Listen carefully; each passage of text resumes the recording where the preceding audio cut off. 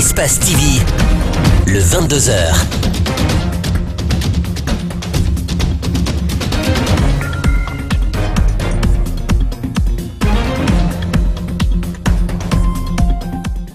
Bonsoir à tous. À la une de l'actualité ce soir, coup d'envoi du forum de la diaspora guinéenne avec en toile de fond la mise en place d'un haut conseil des Guinéens de l'étranger. Des délégués de près de 30 pays du monde y prennent part.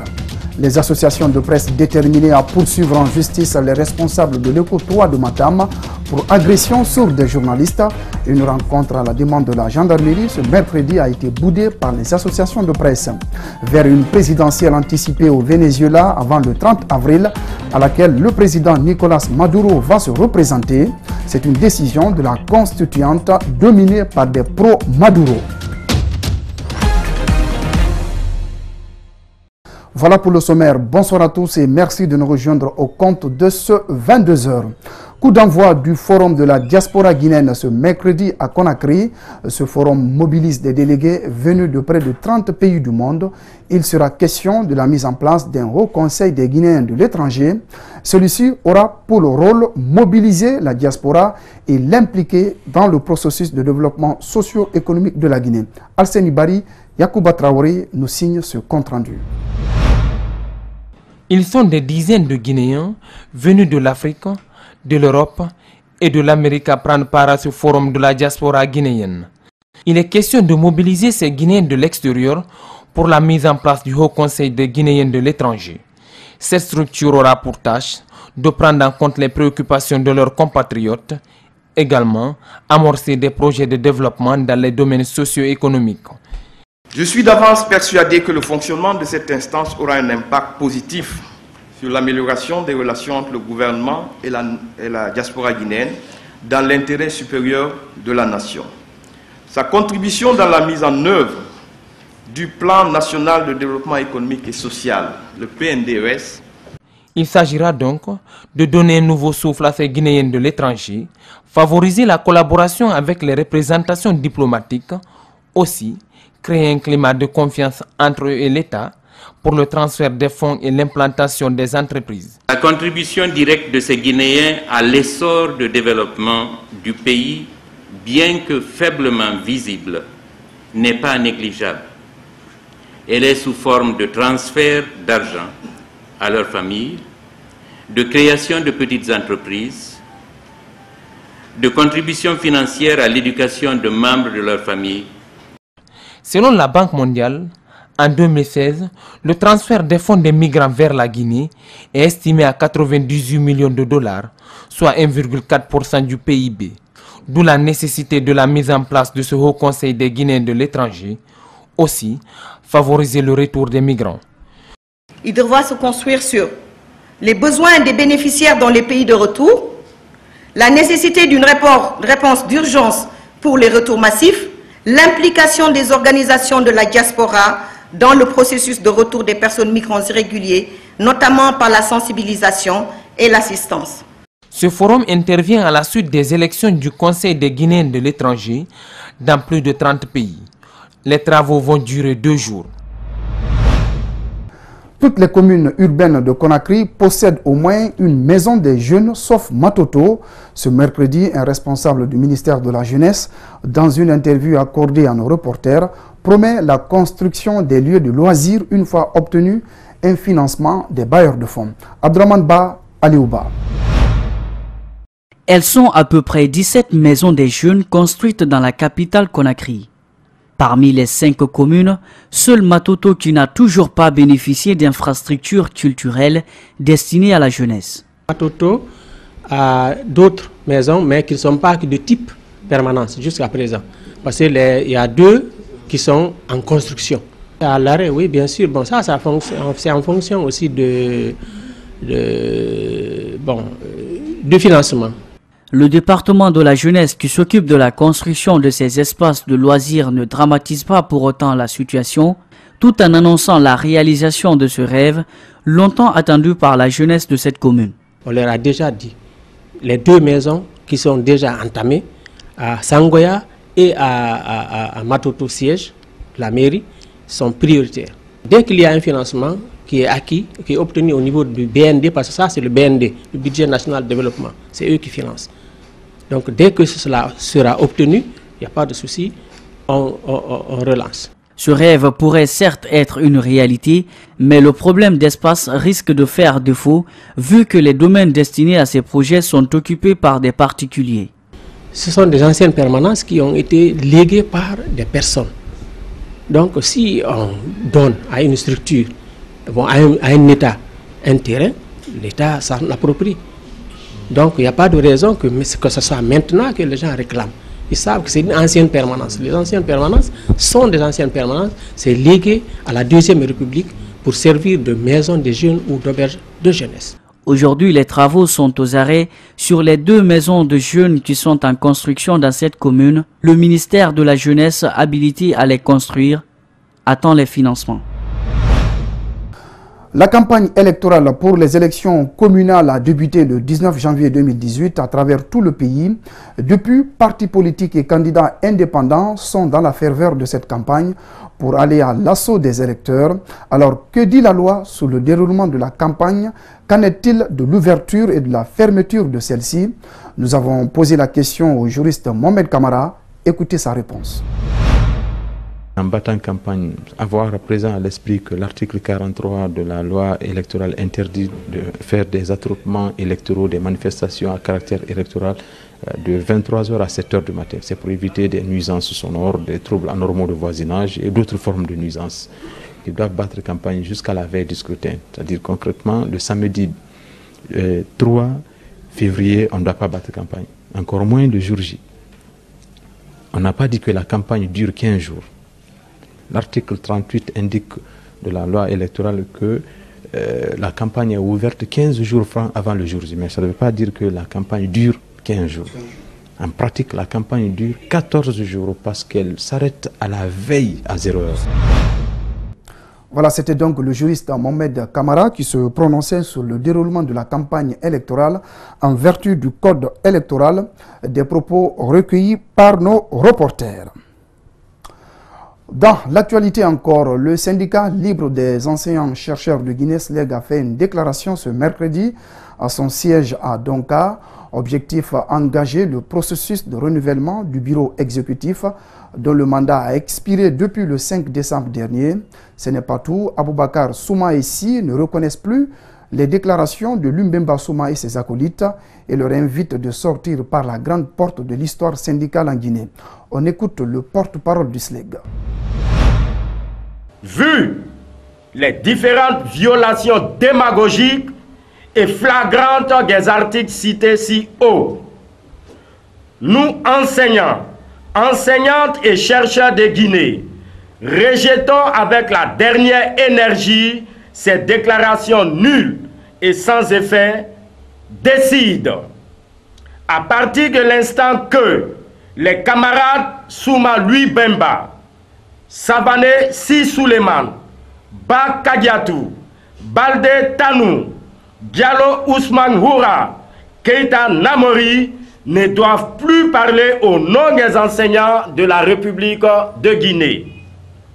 Les invite, pour leur bien et dans l'intérêt du pays, de sortir par la grande porte dans l'histoire syndicale de notre pays, de présenter des excuses publiques aux enseignants et à la nation guinéenne, demandant les enseignants de se mobiliser autour des idéaux de paix, de solidarité et de fraternité du général camarade Aboubakar Souma, seul à leurs yeux de mieux défendre la cause noble des enseignants.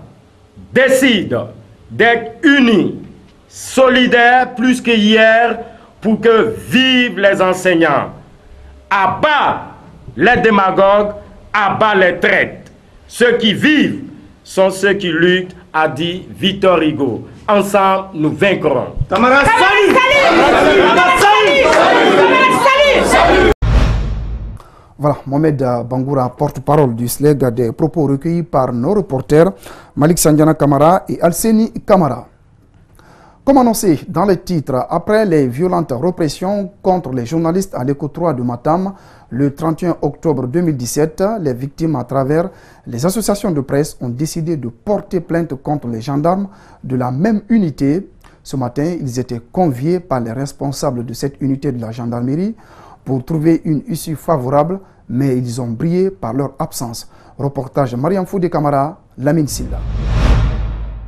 Des dizaines de journalistes venus soutenir le 31 octobre 2017 un des leurs détenus dans les locaux de la gendarmerie mobile numéro 3 ont fait l'objet de traitements inhumains et dégradants.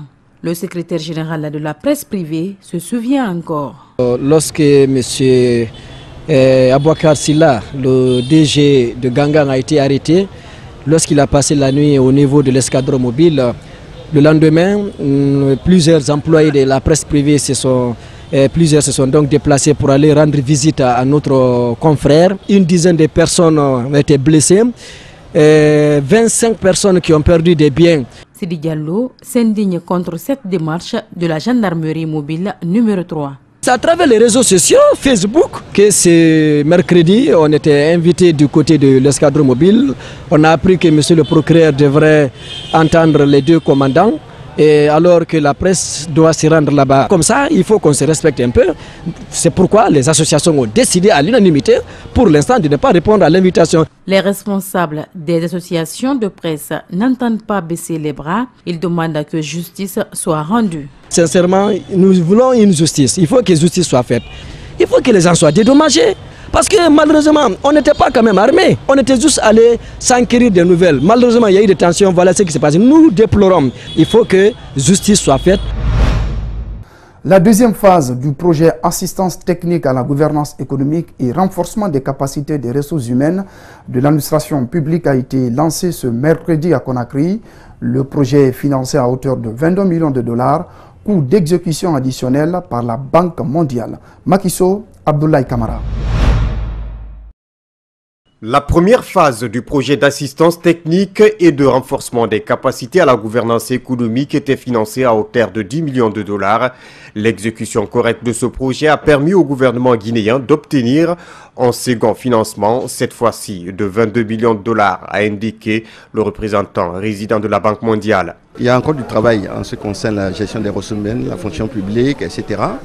Mais plus important, au niveau de la chaîne de la planification et de l'exécution des budgets. Comme je l'ai mentionné dans mon discours, il y a un maillon faible, c'est l'informatisation de toute la chaîne.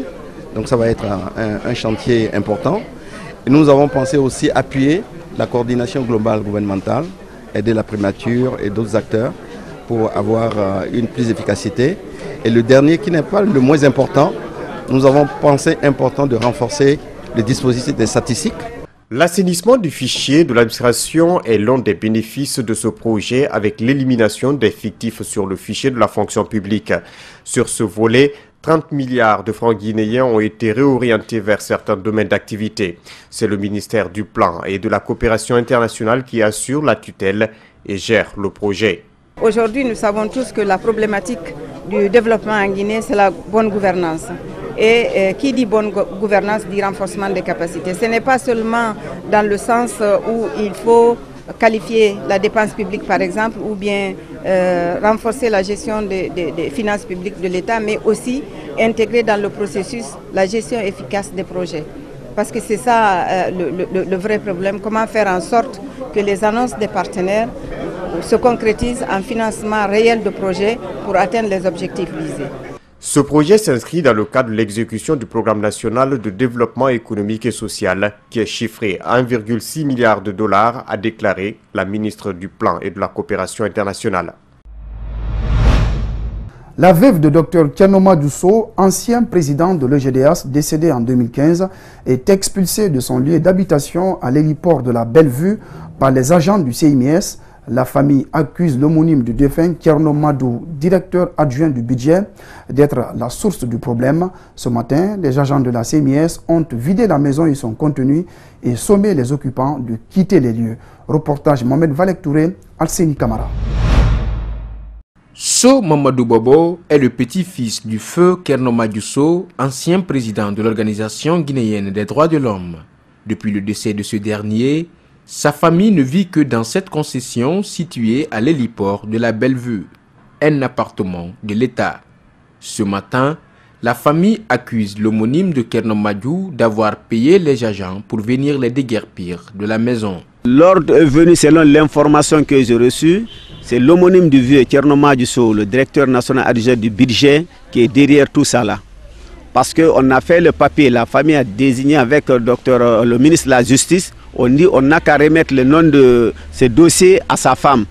Parce que sa femme est là, uniquement c'est l'enfant et sa femme qui est héritière, qui va repasser les fonctionnaires.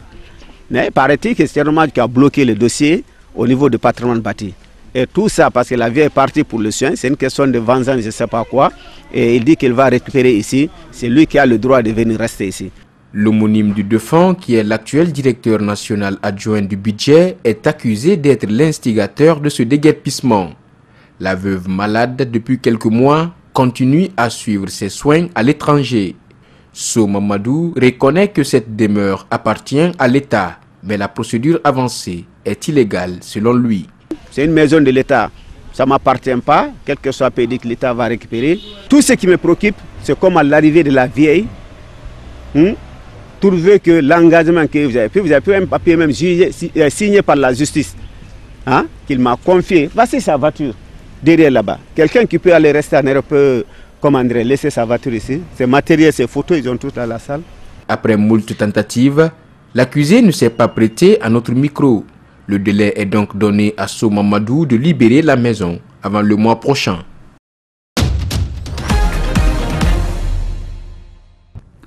Ainsi s'achève ce journal de la rédaction. Merci à tous de l'avoir suivi. Merci aux équipes en régie et en édition. Ce journal est à retrouver sur notre site espacetvguinée.info. Très bonne soirée à tous en compagnie de nos programmes.